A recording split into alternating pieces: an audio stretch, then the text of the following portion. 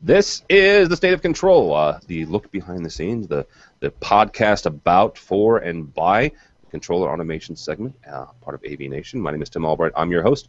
With us this month is Mark LaVecchia. Mark is from BMA Software Solutions. How are you, sir? I'm wonderful, sir. Thank you for having me again. Absolutely. Also with us, as always, Mr. Rich Fregosa from FregosaDesign.com. How are you, sir? Mellow greetings from the West Coast. Mellow greetings. Mark is from the West Coast too. You didn't hear him say that. Yeah, but we're not. I'm from Southern California. We're not so mellow down here. Exactly. Oh. He is from the independent state of Los Angeles. Actually, I talked to Mark about doing some work for me in San Jose, and he's like, "Oh yeah, we can do San Jose." So yeah. So anyhow, I'm from St. Louis, so anything like west of the Mississippi is all California to me. So right. You're all hippies. Also, except for Chris Backus. Chris is from AMX. How are you, sir? I'm doing outstanding. Thanks for having me. Absolutely. Chris is from AMX. He's actually my contact, Steve's contact. Anybody that wants to learn anything about AMX, that's what he does there. So, and he's answered several stupid questions by me. So, including, how do I log in and how do I get my video? Last but not least, our executive producer extraordinaire for State of Control, and I will point out, the newly elected AMX VIP committee chair, one of the 3 committee chair people. How are you, sir? Mr. Steve? I'm doing great. I'm glad to be back and glad to have another episode on the way. And explain to people, because I did a horrible introduction there, what the VIP executive committee, it's not executive committee, but the VIP committee is.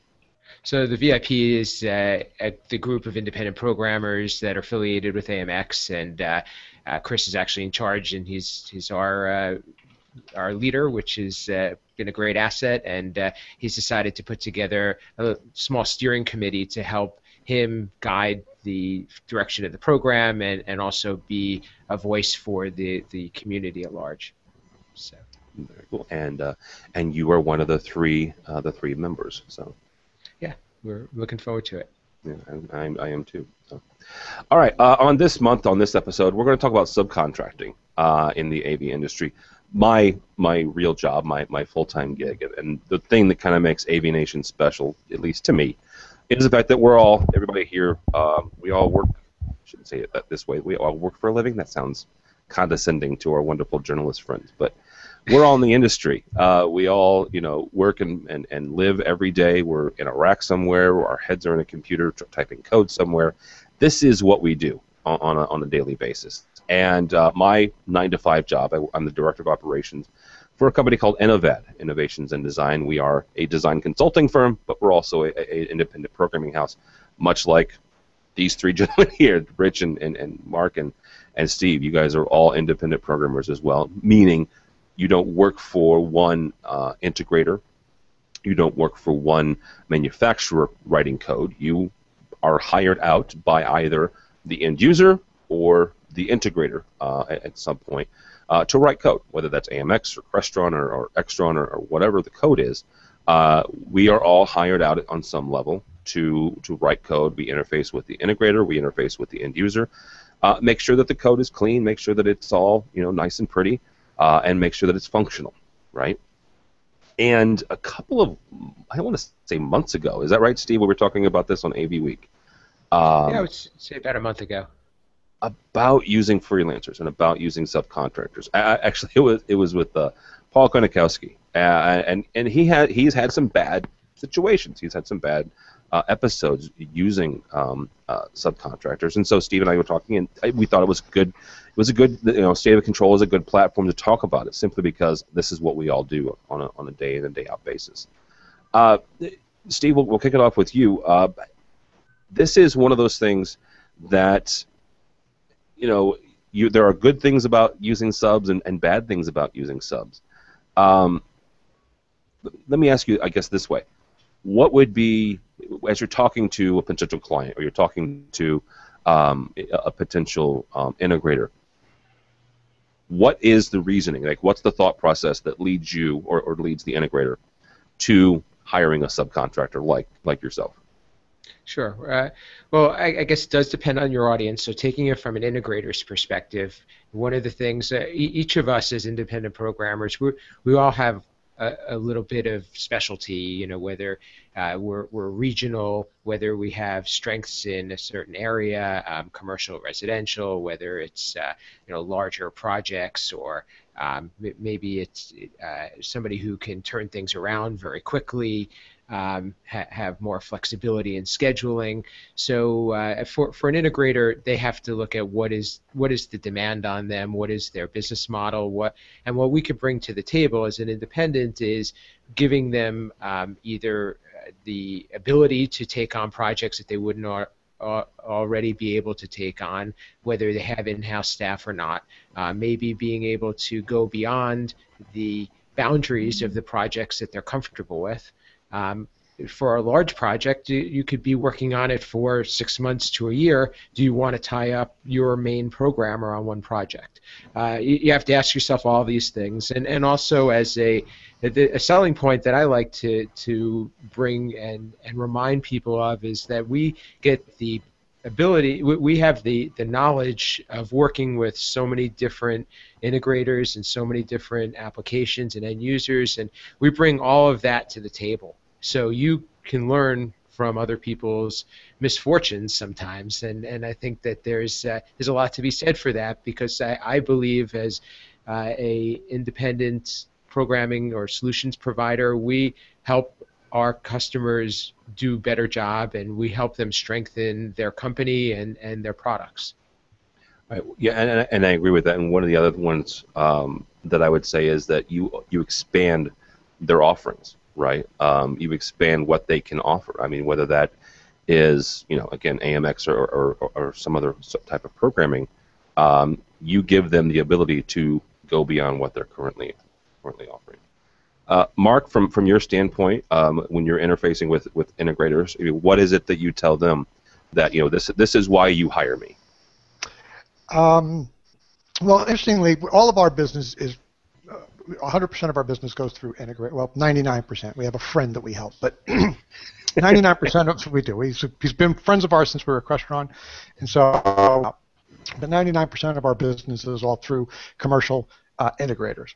It's always been that way, and one of the things that we have found as a result of this is that integrators are going to come to an independent programmer like ourselves or Steve or anybody else for a couple of reasons. The first reason is they're overbooked. They don't have the time to get to a project. Their programmer's already busy. They can't get to it. I need somebody to zip in here and whip up this little code. It's just 3 rooms. They combine. There's 18 displays. There's 47 inputs, and it's just hang and bang. It's no big deal, and we have to turn it over by Wednesday. So you'll get that quite a bit. What you'll also get is more often is, can you help me out? I just spent 8 years getting this guy in my office, trained, certified, this, that, and the other thing, and he's certified in Crestron, he's certified in AMX, he's certified in Biamp. He's got his, if he was to do a webinar, his entire wall behind him would be filled with plaques and pictures and certificates, and he just left me to go out on his own. Wow. And so I don't want that to happen anymore. And so what we tell everybody is, look, if you're going to come to work with us, at least, this is going to be a long-term partnership. If you need me, if we actually put this on our website. If you come to me because you have a project that got lost somewhere and you forgot to do the programming and all of a sudden you need it turned around quick, I'm not your guy. There are guys that will do that. They're usually one-person hang-and-bang shops that'll take their car and go with a laptop and figure out your problems for T&M.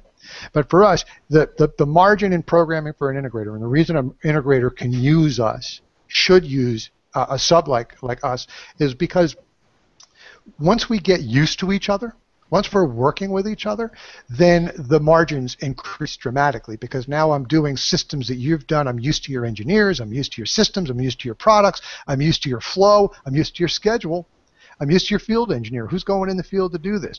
That clarity does more to increase an integrator's margin than probably anything else that we can provide for them.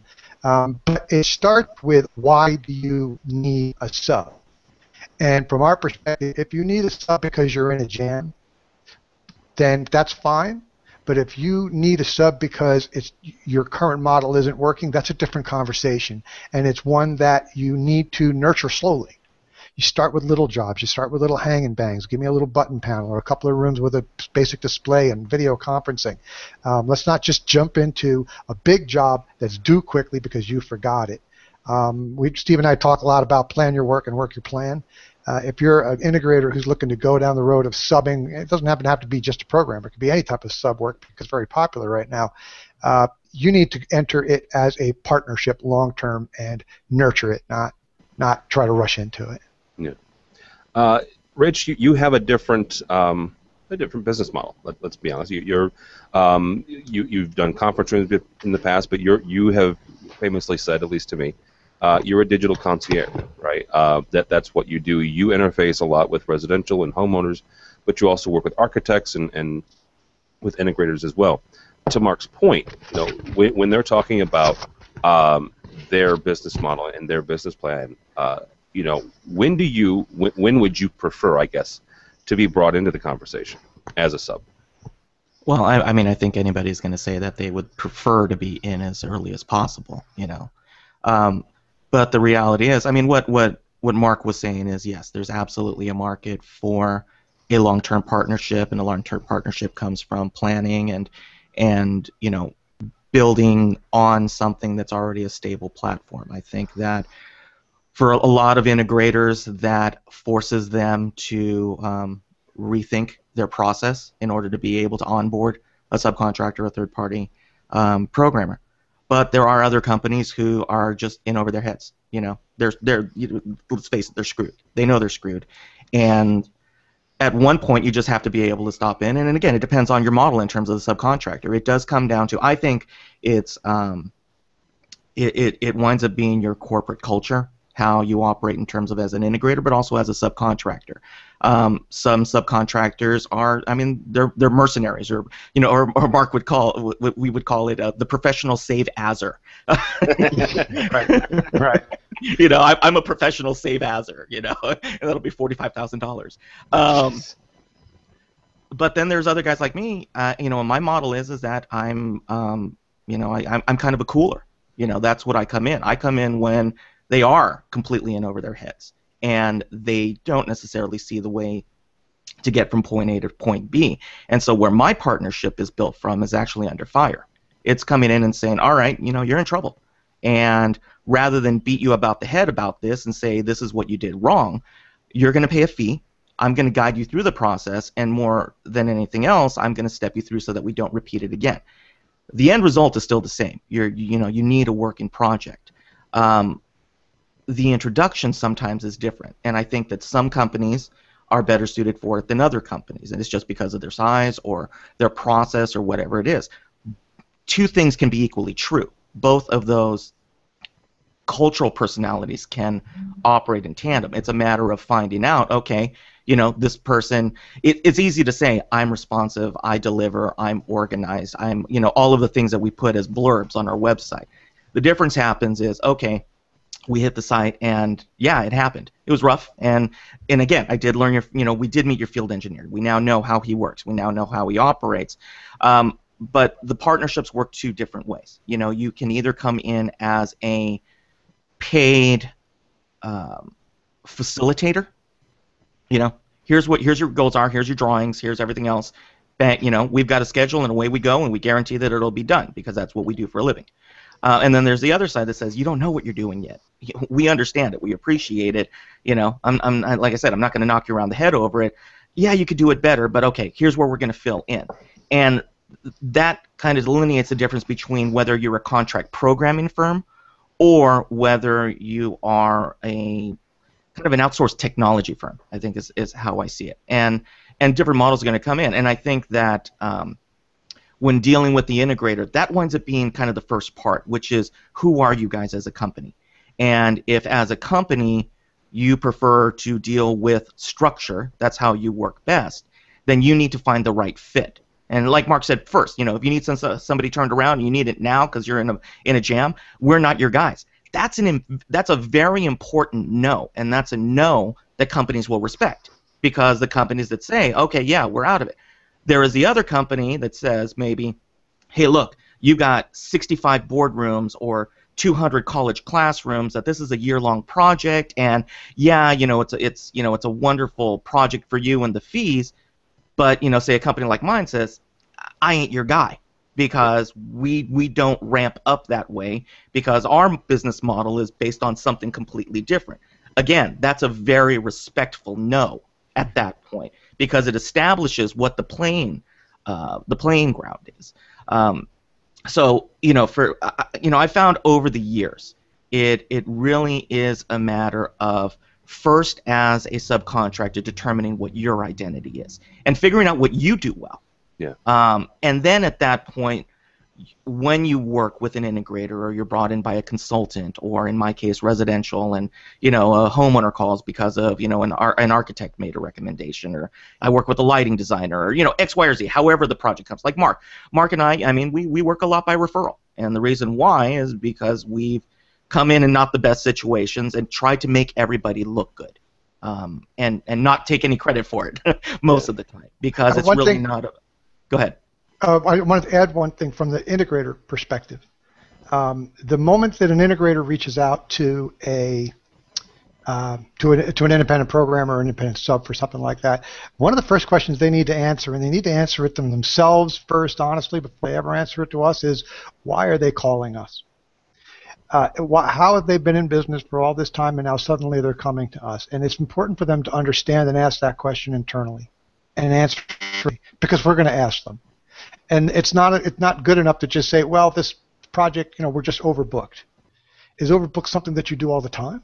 Do you overcommit all the time? Because when I know we laugh, but if you commit and overbook all the time, then when it's time to commission this system and you've got somebody at another job because you've run out of money on this job, who's holding the laptop? So it's important to admit that you have a problem and understand why you have a problem, and maybe you don't. Maybe you're coming to us from a proactive standpoint, but integrators need to first ask themselves, why are they reaching out like this, and answer it honestly. Yeah, and the 12-step plan of integration. Yeah, I was just about to say that.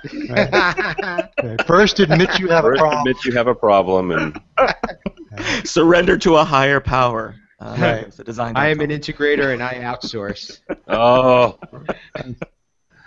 And there's nothing wrong with that. No, well, in the end, what we find is that we almost always find that once an integrator starts working with us and gets used to our process, and we get used to their process, they can bring us their strengths, we can bring them ours, we can help each other's weaknesses. Once we find that marriage working out pretty well, it's like a rock, man. You can't break it, and you become a part of their fabric, and they become a part of yours, and it just becomes a natural working relationship done right.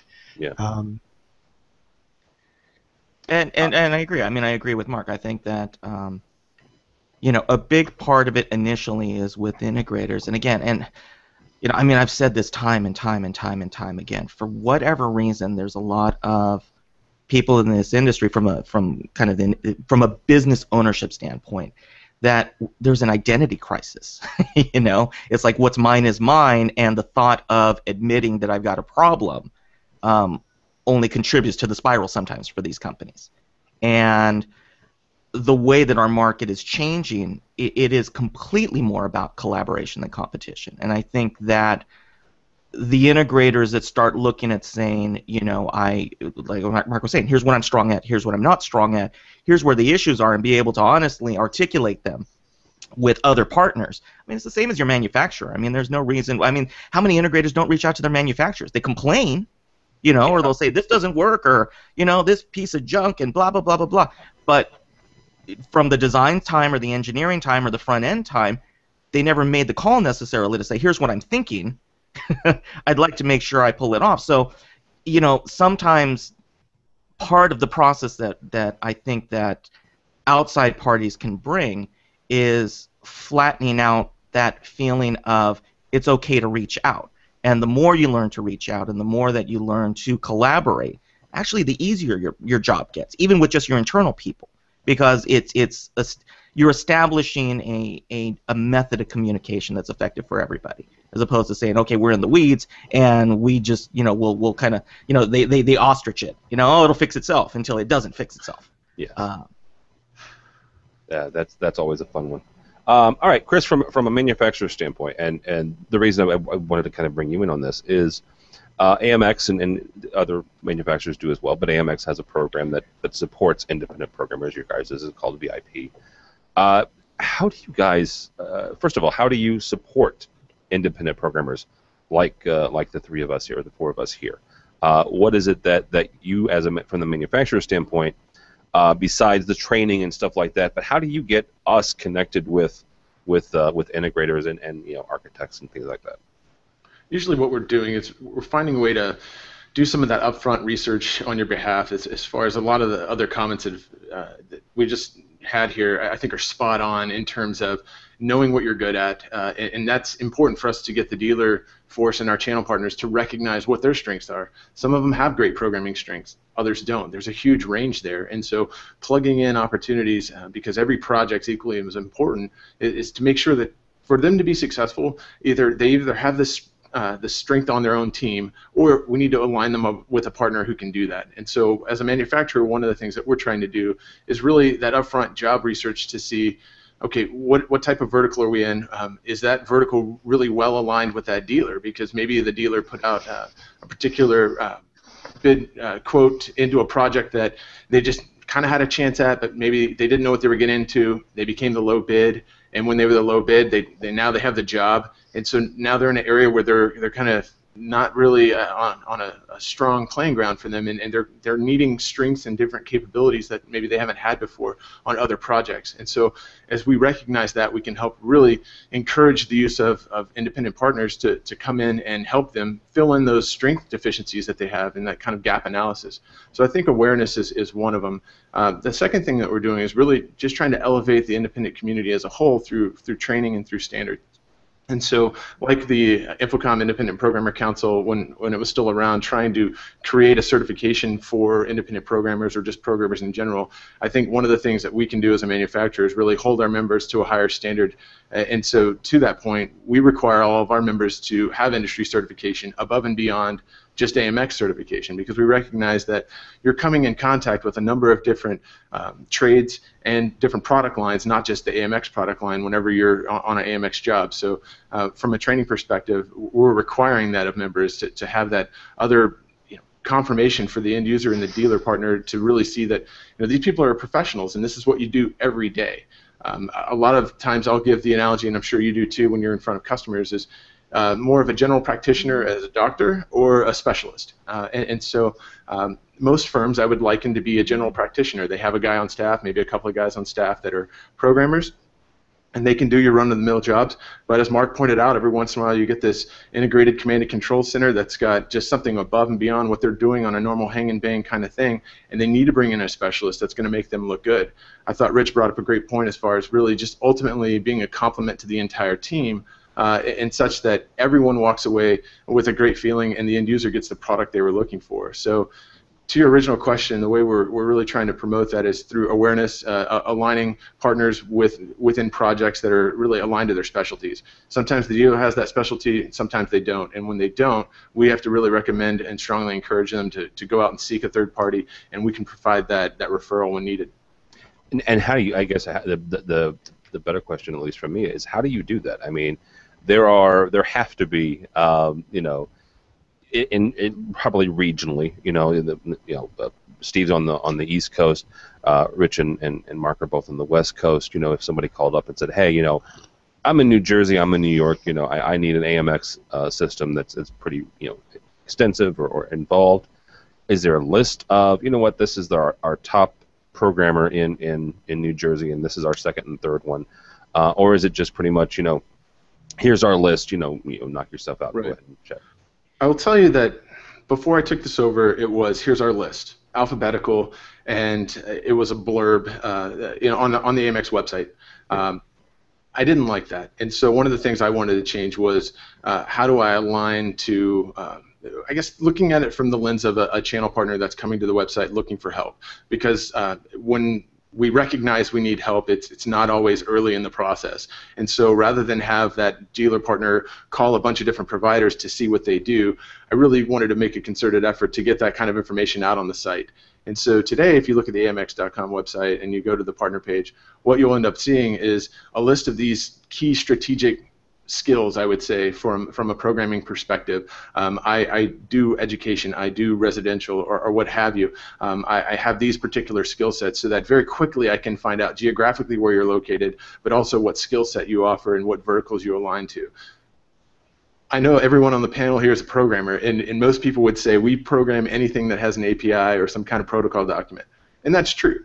But I think the reality is there's things that we're special at, and there's things that we're really good at. Maybe I have a firm that does more government work, that's more multi-security classification environments, whereas if I stuck them in a residence, they would probably be okay, but it would not be a smooth experience, and they wouldn't know how to anticipate those particular questions and subtleties that pop up in that environment. So for me, what I've done is kind of created this entire referral program criteria and grade sheet, and it's still being refined as far as we're seeing what's working and what's not. But when a referral request comes into me, I'm already looking for vertical and geography, and I'll give that usually a regional sales manager that's asked for it.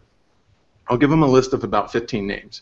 And that first tier of names is just, here are the closest breathing bodies that know how to program AMX to you that are a part of my program.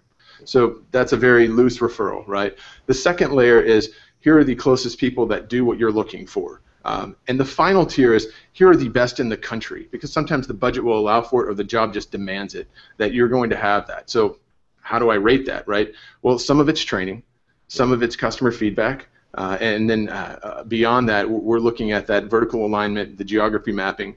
I honestly did not recognize that some folks would not travel anywhere that a job would take them. I didn't see that when I originally built this grid and this criteria, and so I called one of the members and I said, I have a project that needs this. It's out in Oregon, but the provider was on the East Coast, and the provider said, we don't do anything out of our region. And I thought, oh wow, this is a whole other consideration that I didn't really initially have. So I had to build that layer into my system as well to at least say, okay, where do you service? And what that does is two things. First, it lets the independent partner work in areas that they're comfortable with. And then second, it lets the dealer know that anybody I call on this list is going to be able to service my project, right? To eliminate that awkward moment when someone calls and says, hey, I'm looking for residential in Iowa. Well, for them to immediately get shot down by the first person they called, that's not a great experience when it comes to independence, right? So essentially, I think by aligning some of these criteria, I think it's ultimately going to result in a better experience for a dealer partner looking for help, because they know instantly when they call somebody, it aligns with what they're looking to do. And something I would add to that, Tim, real quickly, is the underbelly of it, because what he's talking about is very accurate. It's nuts on accurate in terms of the manufacturer's position. From the independent programmer's position, or even when I was at a manufacturer, there is also the unspoken knowledge of, who's good and who's not in a region. Yeah. Most people know what's going on, and so a lot of times a rep, maybe an integrator, will contact their local rep and say, I got a project, who would you do? And instead of going through the process, like we just discussed, many times what will happen is they'll just go, look, I want you to call this guy. You knock on the door 3 times. You open the door, and then he'll come in, and you tell him that Vinny sent you, and then he give you some code, but you don't tell him I sent you, because if you do that, you get more from the business than anything else. When people go to the website, you can tell, and I think Rich and who's the good-looking guy on the right there? Steve. That would be Tim. Steve's the other one. Oh, right. Tim's on my. I should. Steve just got engaged, so he's unavailable. Well, I'm married, so I'm unavailable. Yeah. That's why he's been so quiet today. He's getting practice. So the point I'm trying to make is, we'll get calls from people saying, hey, I went to the website, I picked out your name, and so forth and so on. And a lot of times what happens is the first thing we ask is, am I the only one you're coming to? And they'll go, no, I went to the website, I took everybody's name, and I just blasted it out to see who would respond. And from us, that's a real tell. And so what we encourage people to do is go to the manufacturer. I'll tell them, if you don't know me well enough, you go to the manufacturer, and if they won't give you my name, then I got a problem. Yeah. But the manufacturers or regionals should know who they like to rep, and I always tell people to go and check, because you know what, we're doing the same thing. We get a call from an integrator, and the guys I hope will agree with this. We get a call from an integrator. If we don't know them, we call the manufacturer, and we go, how long have they been online? Are they certified? Are they this? Are they that? Are they putting it in, or are they new? These are things that not only determine our pricing, but determine whether we even want to get involved with the project. Well, and that goes to, I actually had a client, I was selling them on our services, and that was one of their questions. They said, and it was the first time I'd ever been asked the question. They said, how do they word it? Basically, will you work with trunk slammers? And if you're not familiar with that term, basically it's someone who gets Crestron, AMX, whatever the product is, third, fourth, fifth hand, whatever, and they're just, they're selling it at 1%, 2% over, 1 or 2 points over, and they just need somebody to code it. And my gut reaction, and I still kind of hold to this, is no. To Mark's point, I mean, these are people who don't have a relationship with the manufacturer, so they have no support, so they're leaning on you and your relationship with the manufacturer for that support. I'll ask the same question to you guys. I mean, would you work with someone who doesn't have a direct relationship with the manufacturer, Steve? Not even.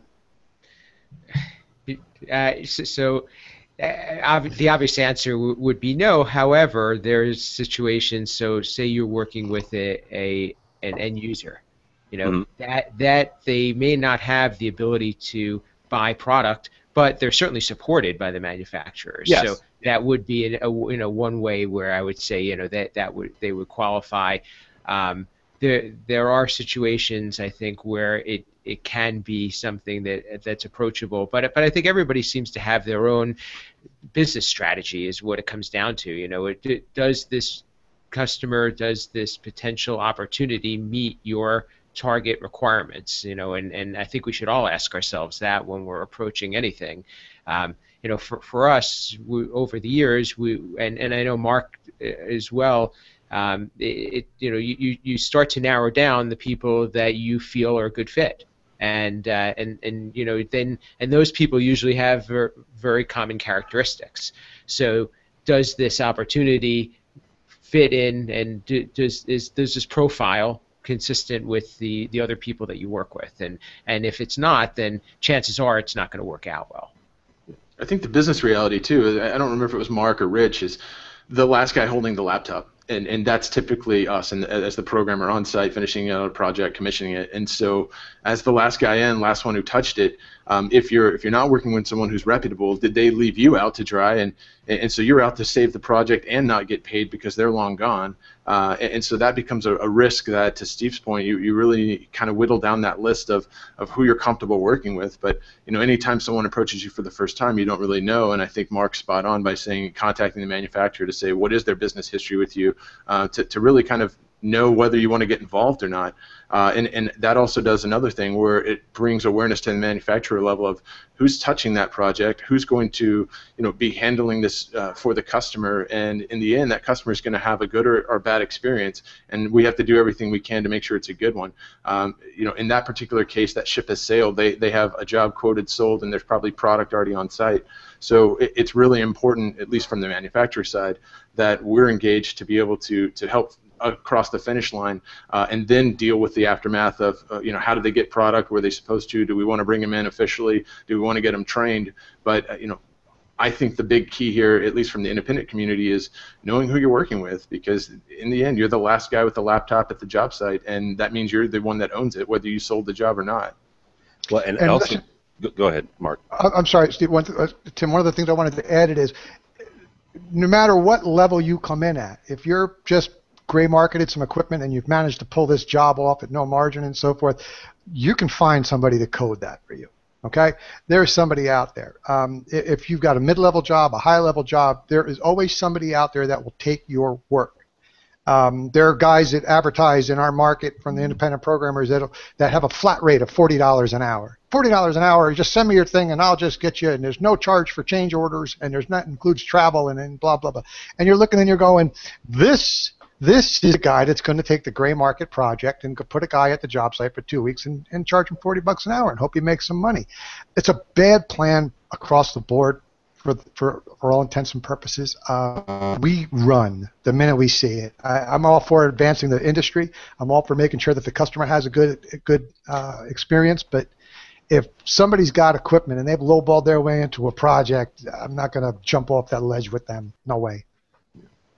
I mean, it also depends too in terms of, like Mark was saying, is that they lowballed it and they came in and you can already tell that ethically they're willing to bend the line ethically. But I'm gonna issue a counterpoint. 23 years ago, I was an integrator, in custom, and we had several manufacturers that were saying, well, you guys don't have a store, so you're not a real company. Turns out that, obviously we became a very large company within our market. We just needed a break. And I remembered those vendors when time came around. Oh, who was it? Some of them aren't even around anymore. Well, there you go. And so I think the difference is there's the line in terms of how you help out. It's like, am I really being called in to be like, the Harvey Keitel in Pulp Fiction and help get rid of the body? Or am I coming in and am I just, is this guy in a situation who, is breaking in? And is this a matter of somebody who doesn't quite know yet? And so part of it is to bring them into the fold. And so it's, and there's a couple of different approaches at that. It's like, are you doing what's in the best interest of the end user and the client? And are you doing something in the best interest of the vendor, whether it's Crestron, AMX, whoever? Because at the same time, the job still needs to be done. And, if there is a way, again, it's kind of the West Coast vibe, man. If it's all about win-win, but it requires that vetting. And it goes back to, again, how are you operating? Are you coming in and saying, like Mark was saying, is like, if the guy that's $40 an hour, he's just looking to keep, 3 guys that he brought in, who are interns or, came straight out of a computer science program, and he's just, making a buck here and there. That's completely different than taking a holistic view and saying, all right, what are we doing as a company? Are we building our industry? Are we helping? And it seems so weird from a business standpoint. It's like, am I doing good? Am I doing good for the industry? Am I helping the manufacturer, helping the end user, helping the integrator, and creating something that builds the industry and our market? And at the end of the day, am I creating something that's bigger than myself from a business and profiting from it? I mean, again, more importantly, it's like it's got a pencil. I'm not going out and doing it as a not-for-profit status. But again, it comes back to, from a subcontractor standpoint, look, man, there's lots of great hired guns out there, but they are hired guns. And it's like, and if everything ain't there, they walk and say, nope, I'm not coming back until it's ready. That's one great approach because it keeps everybody honest. Yeah. There are other ones that are saying, look, man, you don't even know what you're doing yet, so this is going to hurt, and like Chris was saying, is like at this point, it's like, yeah, I'm the specialist who got brought in. Yeah, you don't have a hangnail here. You got something a little bit more serious. But we're going to get you through it. And go ahead. I was going to say, I'd also argue that some of the integrators who do very good work do it on their own, and they may not be somebody who, as an independent, we can work well with because they're not used to working with anything outside of their confines. They don't really have the skill, not the skills, but the comfort level of having to communicate outside of their organization. And we found some difficulties with that. And sometimes, what I say to, it may come off the wrong way, but I say many times to my team that if the need wasn't there, if there wasn't a deficiency, then we wouldn't be called upon.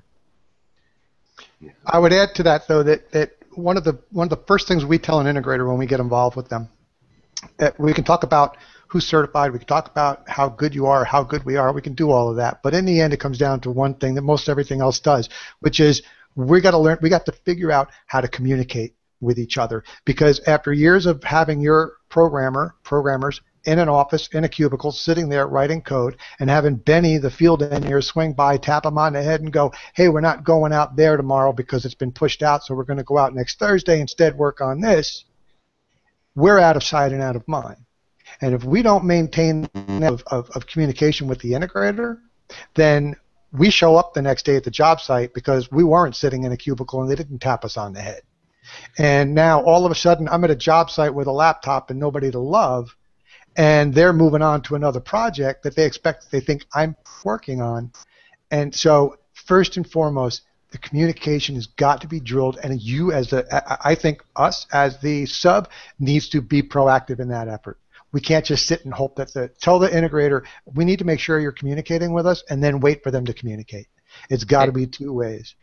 Well, and there's another thing. Let's also consider too that 10, 15 years ago, it was a lot harder to collaborate.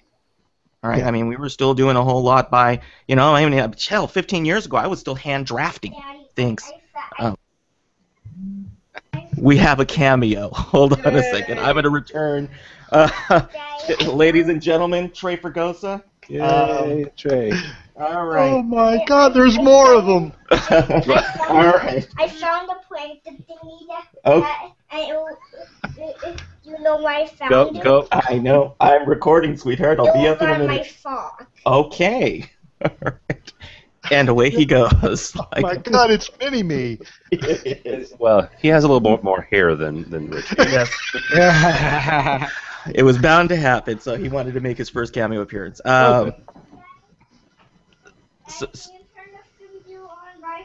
Scooby-Doo is already on, and then at this point,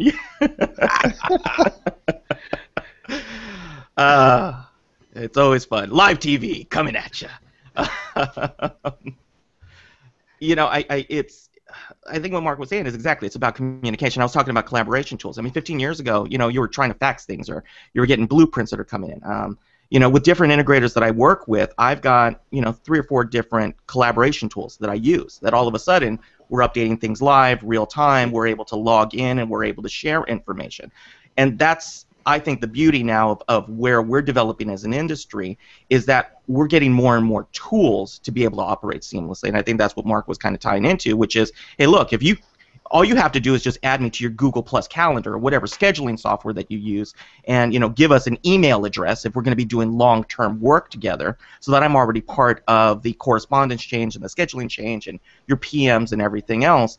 That tends to streamline things a lot more. Or if you're a remote office, I mean, again, there's now with high-speed internet, I know, I think you were mentioning earlier, it was like, you were talking to Mark about a project that's out of his market. It doesn't matter anymore. Really, it's like maybe you jump on a plane, but half the time you're like, hey, do you have an internet connection at this room? Yeah, we do. Don't worry about it. Forget about it. Exactly. It's like, 3 knocks and Vinny shows up. We don't even have to worry about that anymore. Now it's just a matter of just credentials. Well, that's exactly right. What it comes down to is we've programmed all over the world without leaving our desk.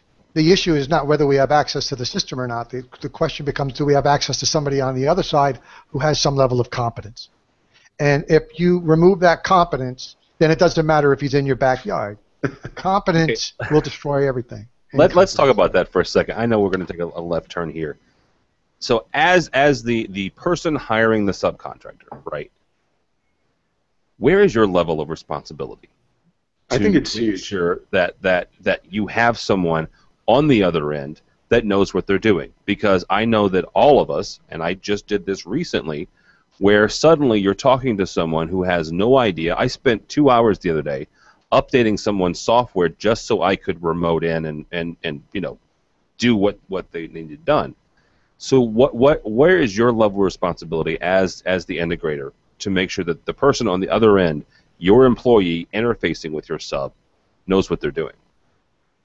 I can tell you what we do quickly, Tim, is when we start up with a new account, we have a meeting with them. We sit down with them, and we go through what we expect from them. These are the tools that we expect on your laptop when your guy is in the field. This is the things that we expect them to be able to do. This is what we are going to ask them to do if this arises. And we'll spend a half a day with them, making sure we'll load we'll point them to the right software. We'll show them what we expect, how to capture data, stuff like that. We do all that up front. And we make sure, and we literally will train them, and they will train us on who their person is and how they like to work and the way they like to receive things. what format they like them in, how they like to get them, whether it's on the cloud or through their FTP set. We do all of that up front, so by the time the person gets into the field, we already know what's going on. And that's per project and programmer, because everybody's different. It's not my company and your company. It's my person and your person. That's where you need to be able to do it. Yeah, that makes a lot of sense. All right, as we wrap up here, a couple of quick questions. And Steve, we're going to kick it off with you. What are the roles? I mean, as integrators are watching this or listening this, and they're coming up a project or they're assessing their business plan, and saying, you know what, it may make sense for me to hire an integrator or a subcontractor or an independent programmer. And let's not just focus on independent programmers. There are independent CAD operators. There are independent design consultants. So we're all programmers, so that's kind of what we're talking about. But there are other subs as well. Sure. What is it that you're looking for, and how do you assess what it is that you need from an integrator standpoint? Well, and also let's not limit our conversation to integrators, because I think it can go to consultants, it can go to end users, technology managers, so forth. I think the importance is to know that there's going to be a good personality fit. That's a good starting point. Knowing that you work in the same manner, knowing that you can be comfortable with one another, and knowing that there's going to be reliability and there's going to be consistency, and we're going to be able to be honest with each other. I think one of the things that we run into very often is the behaviors that we see, especially in the beginning of a relationship, are based on their past experiences. So they may have worked with somebody who is unreliable, so they have to give them a date maybe a week or two before they really need something, just to make sure that they know that they're going to get it when they need it. Also knowing that a site is going to be ready, and being able to be honest about that, being able to think ahead about scheduling. But in terms of the skill set and the roles, I think many independents provide a lot more than just programming. I don't see how we could do that. I mean, I think that we all help to define the functionality of a system. Troubleshooting is huge, a big part of what we do. And then there are other things beyond that are specialty services. So do you need somebody to handle the DSP programming, the lighting programming? Do you need somebody to help you with design? Do you need somebody who also can carry a tool bag and make some terminations in the field, or fix some cables if you need them, close out, commissioning, that type of thing? And every independent provides something different. So I think that conversation, it's almost like an interview when you're hiring somebody. You have to know what you need and what the counterpart offers, and see if that's going to work out well. And many times those impact pricing, and what we find a lot of times is that you look at a proposal and you say, well, this price is just for programming. That's crazy. I could do this in 4 hours. Well, it's not. We're not just providing programming. Yeah. Chris, when you're interfacing with the integrators that sell AMX, how are you advising them on what it is that they need to look for when they're subbing out work? For me, it really is, what are your needs and what are you looking for them to do? Like Steve said, most independents are doing services other than just control system programming. So if there are greater needs, then let's talk about them so that we can make sure that we get someone who's a close fit for you. I think Mark honestly hit the nail on the head when he said communication from the beginning to the end. That is the key. One of the things I know we want to talk about was how does someone have a successful engagement with independents, and it's all, in my opinion, about communication. What is the scope? You're usually asking questions that some of them, frankly, don't get to until they're actually making the touch panel themselves or they're making the control. So asking questions up front, at least I've seen, has almost met with resistance at times, but I understand why an independent would do it. And I say resistance from the dealer channel, from the perspective of if I'm asking what type of functionality I want and things so early in the sales process, as a programmer, I want to know those things, and because we want to quote them properly and make sure the scope is nailed down. As a dealer, they may not have gotten to that point yet because they just threw a number out there. So I think communication is the key there for folks to have a successful engagement with an independent, and I love exactly what Rich and and Mark, we're talking about from a cloud services perspective to be able to share that kind of stuff. So how do I say how to pick a provider? We've identified that different behaviors at the dealer channel are not a fluke, and I think Mark is the one that pointed this out earlier. As far as when you see maybe a last-minute call, well, is that a pattern, or is this just the way they work? And so kind of understanding what you get into. So I know you wanted to ask the question as far as how do we assist them with making an alignment, but most of that has to happen beyond me. If a regional sales manager has a working relationship with that particular dealer or integrator, then they're going to understand those behaviors a little better than I would here at the global headquarters. But as a manufacturer, really, I think to everyone's point here, it's going to go smoother if we're communicating, and it's going to go smoother if those behaviors align with one another. Because if you need a lot of communication and they're willing to give a lot of communication, that's going to be great. If those two do not line up, it's going to be quite frustrating. Yeah, I can see that. Mark, from your standpoint, how would you advise an integrator or a dealer or a consultant to what is it that you would tell them to look for in summing that work? First thing that I would tell them to look for is the manufacturer. To be honest with you, that's the first place to go. Go to the manufacturer and find out who's doing good work for them, who's got the reputation. And I say that, I wish because the reality is there are too many people out there that are doing what we do that shouldn't be doing it. And so as a result of that, and I get that, everybody's got to make a buck, but in the end, the manufacturer their product is at stake. Yeah. I talk about us being the last one with the laptop, but when we're done with the laptop, it's the hardware that stays behind. And I think we all know that if you go into a room and you push a button and it doesn't work, I don't care if the device you're trying to control has been pulled from the rack, they're still looking at the touch panel and going, this thing's a piece of garbage. It doesn't work. So the manufacturers have a vested interest to make sure that the right people. So I would tell the integrators, go there first. The next thing is when they give you somebody, you sit down and you have a meeting with them.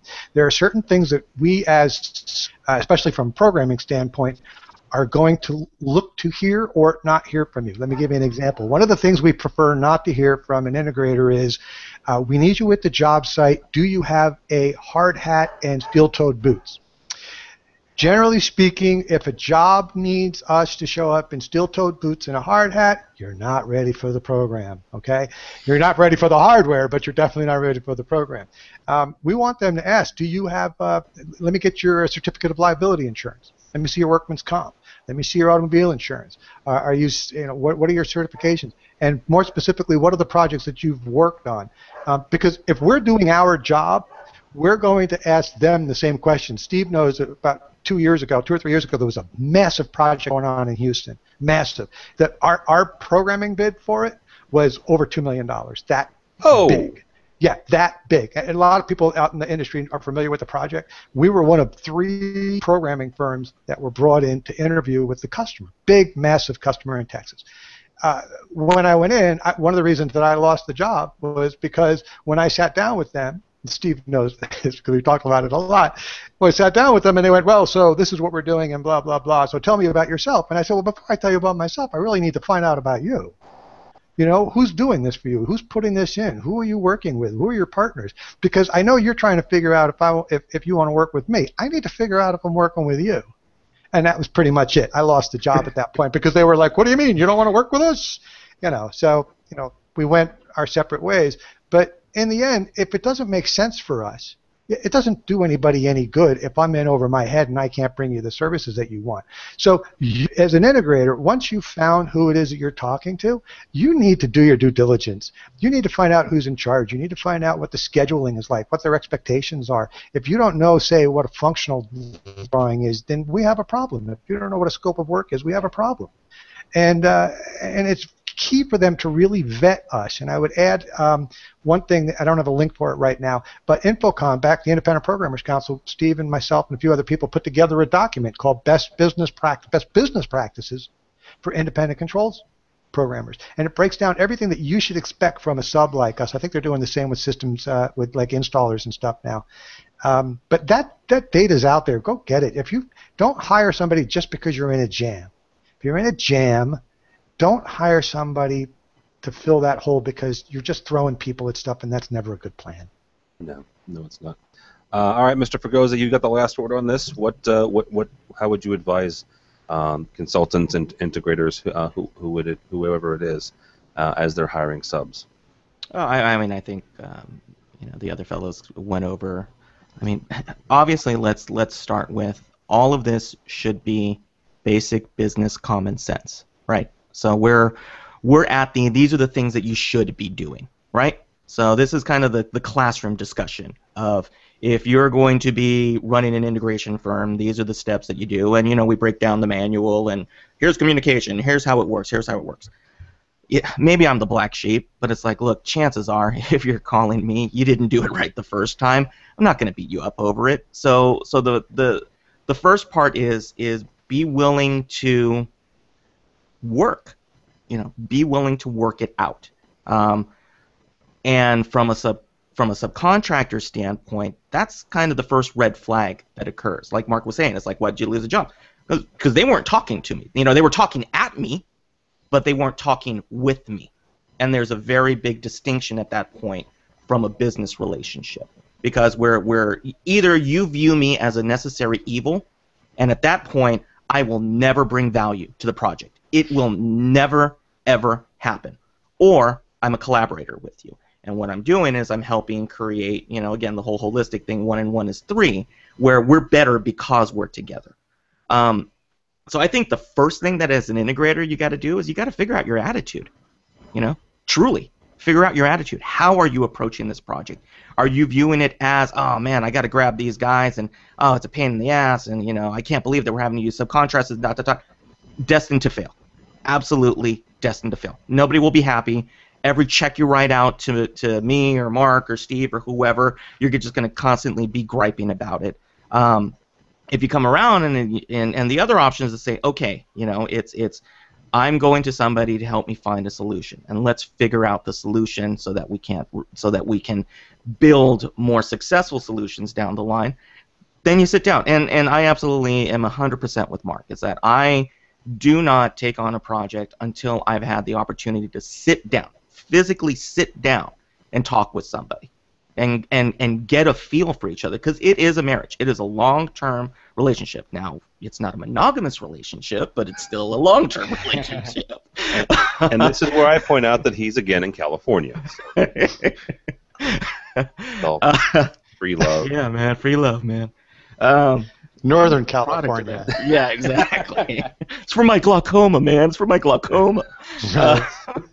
Well, and I would echo that. Actually, I was thinking that exact same thing, Rich. Is that it's a relationship, right? Find out, to everybody's point, do your due diligence, have a sit down, and make sure it's someone that you can have a relationship with.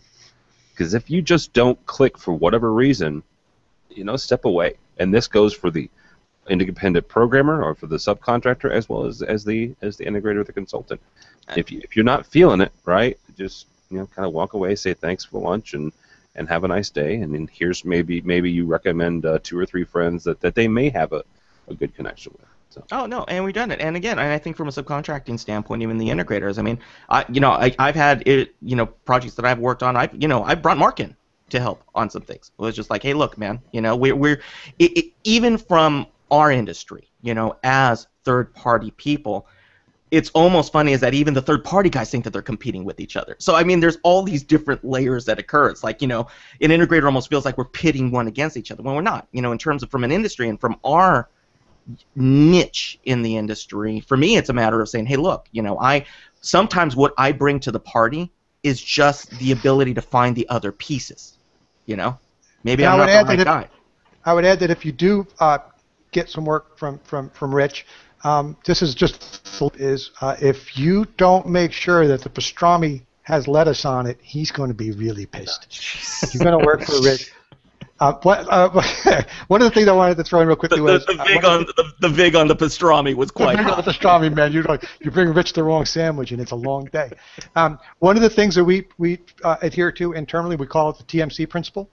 And we use this to guide us for all of our projects, and I would recommend everybody to stick to this, which is TMC, time, margin, and competency. These are the 3 things that we need in order to be successful in a project. We need the time to get it done. We need the margin in the project because, quite frankly, we're not free. and competency. Everybody needs to be competent in what they're doing. And if you can sit down with somebody and meet with them and come up with those three things together on a project, then you've begun the steps towards a good, solid relationship long term. That'll be a good last word, guys. This has been State of Control. We're talking about subcontractors. Thanks so much for joining us. With this, for the first time, and he did a fabulous job, Mr. Chris Backus from AMX. Thank you, sir. Thanks for having me. Where can people find out more about you or AMX or the VIP program? Well, for the VIP program, AMX.com. For me, I'm not a prolific tweeter, so it's at AV Control Guy. But I do more watching of guys like you and Mark and Steve. But that's where you can find me. Oh, very good. Mr. Mark LaVecchia from BMA Software Solutions. Thank you, sir. Thank you, sir. Always a pleasure to be here. I'm at bmasoftwaresolutions.com, or you can find me and my 56 followers in Twitter. Whoa! Look at that. At Mark LaVecchia. Oh, 56. Well, it might be 54. I'm one of them. I Right. have 55, so you're ahead of me. Mr. Rich Fregosa Design, sir. Thank you, sir. Oh, my pleasure. Various kernels of the interwebs at R Fregosa on Twitter, fregosadesign.com, and in 3 weeks or so, actually exactly 3 weeks, you will see us in lovely downtown Denver at CEDIA Expo 14. You can still sign up for free show floor passes if you go to expo.cedia.net and use code CT3. Come on and see us with the AV Nation. Yeah. As well. Hopefully be doing a little bit of roving reporting as an embedded correspondence there, and good time. So hopefully the next time we're on, Tim and I will actually be in meat space. So. Oh goodness. I don't know that the I universe. don't even know what is meat space. Doesn't It's sound good at all. Physical. It doesn't sound good. It's like you, me, and Steve at whatever the Rosen Hotel at Orlando last year. It's a Northern California closeness thing. Yeah, we're going to align our chakras. I don't even know what that means. So, Steve, help me here. Tell somebody about yourself. Sure. You can find me at Steve Greenblatt on Twitter, LinkedIn, all those types of things. Company website is controlconcepts.net. One thing I wanted to share, Tim, you and I did a great webinar last week. Yes. With Commercial Integrator. I think that would be a big benefit to this audience about control and automation. It was a lighthearted debate, but I think we touched on a lot of great topics and really looked at things from different facets. And No, I just. just the last thing, Mark and I are working on something for technology managers called Tech Talk, and you can find it at techtalkav.com. Yeah, very cool.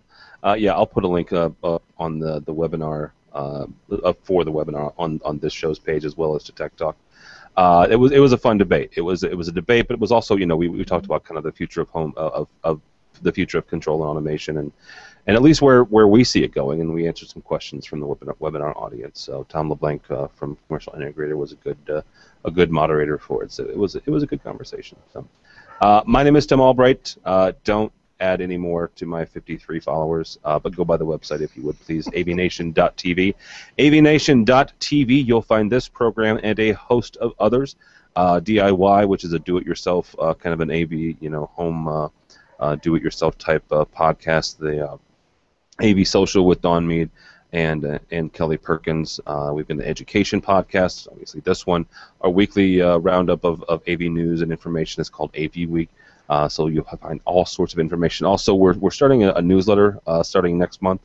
So there's a sign-up form there if you're interested in finding out more about AV Nation. So avnation.tv, avnation.tv. Thanks so much for listening. Thanks so much for watching. This has been A State of Control.